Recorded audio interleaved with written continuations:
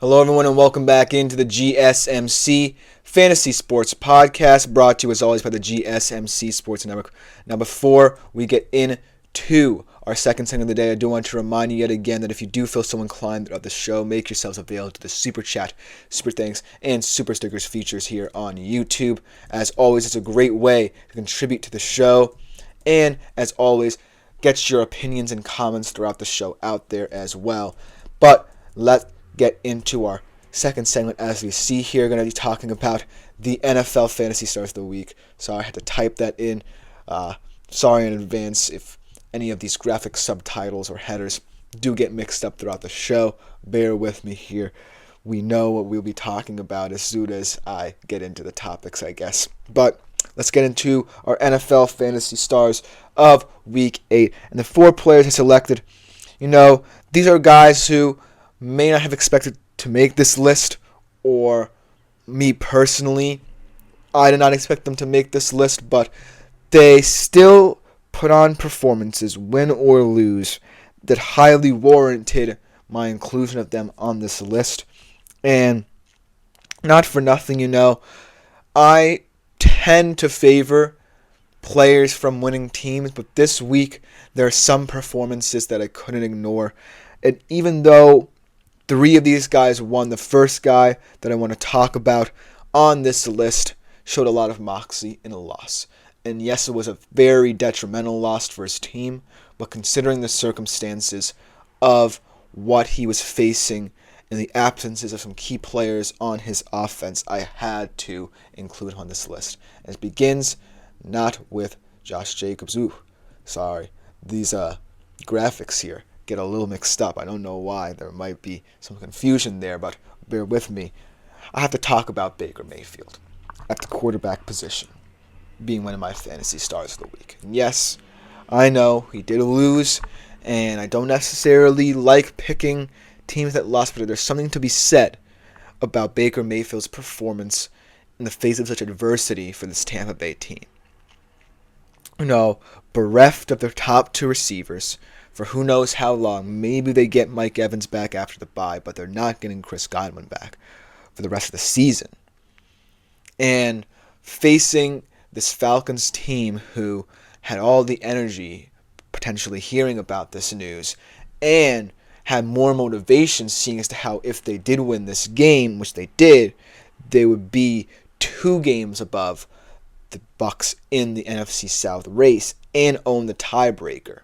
So, in that situation, a lot of people would be hard-pressed to have thought that Baker Mayfield put up the stat line that he did. And yet, he's showing his moxie and showing his newfound swagger in Tampa Bay with 34-43 completions, 330 yards, 3 touchdowns. He did have 2 interceptions, though, but a total of 22.3 fantasy points this week. And he's really showing that this Tampa Bay team can rely upon him no matter the situation. Yes, it's going to be an uphill climb to get back into this NFC South race. And yes, you already had the odds stacked against you because the Atlanta Falcons beat you twice. But if he's shown anything, is that in this tough stretch, he's going to prove to a lot of people that this is a different Baker Mayfield than what we saw perhaps at the tail end of his Browns career, or even at the start of his Browns career as well, where he had his peaks and valleys. This has been a truly consistent, or as consistent as they can be, Baker Mayfield season. And I feel like in order for this Tampa Bay Buccaneers team to truly impress me even more, why not go out against the Chiefs and give them a game as well? And with this Baker Mayfield performance, chances are they could indeed give the Chiefs a tough outing. But moving on to our running backs, getting a little mixed up with the graphics here, so do bear with me. Let us talk about Josh Jacobs. I'm sorry, this will foreshadow who I am going to be talking about at the wide receiver position. Some of my pictures must have gotten messed up in the graphics, but do bear with me here. Josh Jacobs of the Green Bay Packers. 25 carries, 127 yards, 2 touchdowns, 25.5 fantasy points to avoid this whole trap game aesthetic against the Jacksonville Jaguars. And I kind of felt like this was kind of going to be one of those games where Josh Jacobs had to step up. Because even though there were some good things in the past game for the Packers, in this one, you kind of feel like at certain points throughout the season, Josh Jacobs is going to be called upon to step up early and often for this offense. That's what he did. I feel like Josh Jacobs kind of gets lost in the morass of the Green Bay Packers offense, and he's not as well renowned as some of their receivers, as Jordan Love, but he is still an effective fantasy running back, and people can't forget that. And this game proved that in certain situations, things can go awry for the Packers against inferior teams, and you're going to have to find different ways to win, and this week, they lean on Josh Jacobs, and he delivered for them. And that's all the Green Bay really needs right now. A consistent presence that allows for them to relax. And so, look for Josh Jacobs to be week by week someone who has his ups and downs, but overall is really effective in getting his team to reach the highest heights. And so, if the Packers do struggle in some games such as this, where they're going up against, like I said, more inferior opponents. Their schedule is one of the lighter ones, I believe, in the league. Look for Josh Jacobs to step up, because we always talk about these receivers. We always talk about Jordan Love's effectiveness in this offense, but don't forget why they brought in Josh Jacobs in the first place. To establish the run game, get a physical guy, and a guy who can be in attack mode against inferior competition and really wear them down. So kudos to Josh Jacobs for stepping up in what could have been a potential trap game situation. The third guy, I'm sorry, this is a picture of Cam Ward. Kind of stuck between two worlds here of football, but let's talk about Cedric Tillman. Let's talk about this guy who's suddenly seeing his game elevate with the Cleveland Browns, suddenly seeing the optimism surrounding the Cleveland Browns offense as a whole begin to rise. And I feel like his newfound connection with Jameis Winston is something reminiscent of what Joe Flacco had with David Njoku last year, where I feel like these veteran QBs who had to fill in the gaps of the Deshaun Watson era here in Cleveland have really struck a rapport with certain guys and really elevated them. And for as long as Jameis Winston's going to play, Cedric Tillman can be that guy. 7 receptions, 99 yards, 2 touchdowns, including the game winner, for a total of 28.9 fantasy points. And not for nothing, this Browns offense, remember, is sans Amari Cooper. They traded him away thinking that, there was really going to be no such hope for the pass game in this offense, potentially giving up the ghost a little bit before, even before Deshaun Watson was injured. But now, with, Jameis Winston looking very competent in this offense and proving that perhaps Deshaun Watson was the problem all along, Cedric Tillman has room to grow because he's one of the younger guys in this receiving core, and who knows what the Browns will look like with all the dead money they might eat next year if they should cut Deshaun Watson. But Cedric Tillman looks like a guy who you can build around on this offense. He looks like a guy who you can invest in by building your skill position core around him because of his verticality, because of his speed, because of his rapport with certain guys in this offense.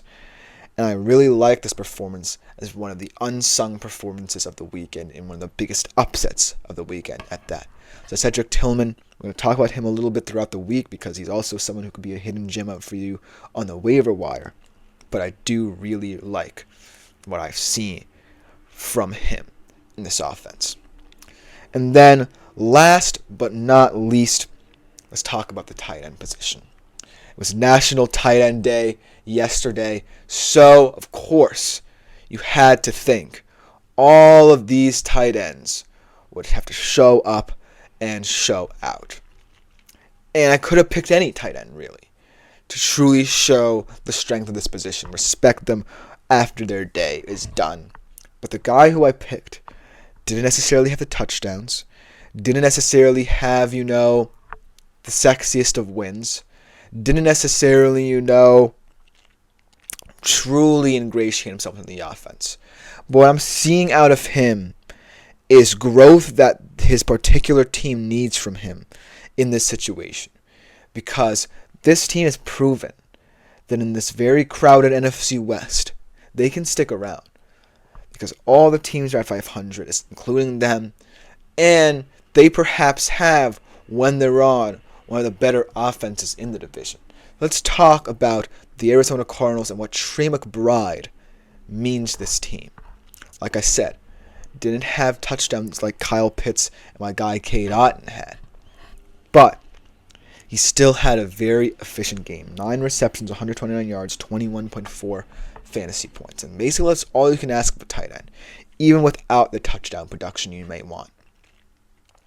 When I look at the state of the tight end position, it's really become much more up in the air than people think. Because while you have consistent performers at the position, you don't necessarily have as much middle ground as you expected.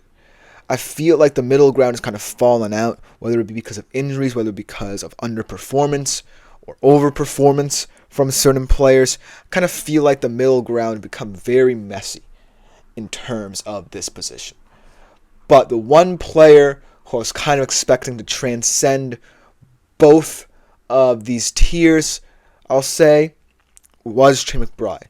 And to start the season, he was kind of proving to be someone who's going to be very frustrating because of his offense and how he fit into it.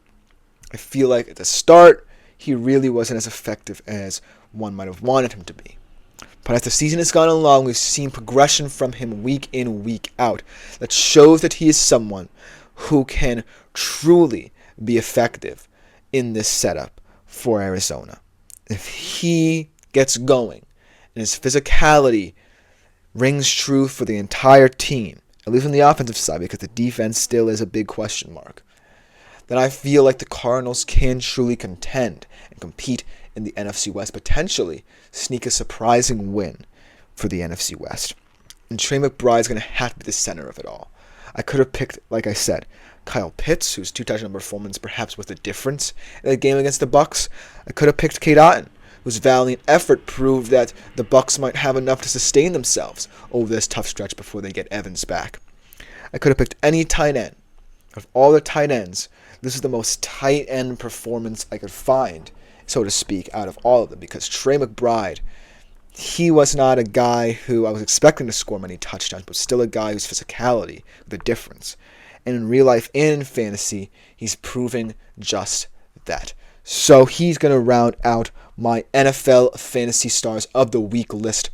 Hope you guys enjoyed it as always. I love presenting my list to you every Monday. But coming up after this short break on the other side, we'll be discussing our college football Fantasy Stars of the Week. A lot to discuss here. A lot of breakout performances. A lot of important performances to talk about in this one. So you definitely don't want to miss it. Don't go anywhere. We will be right back after this short break. Looking for your daily fix of sports talk without having to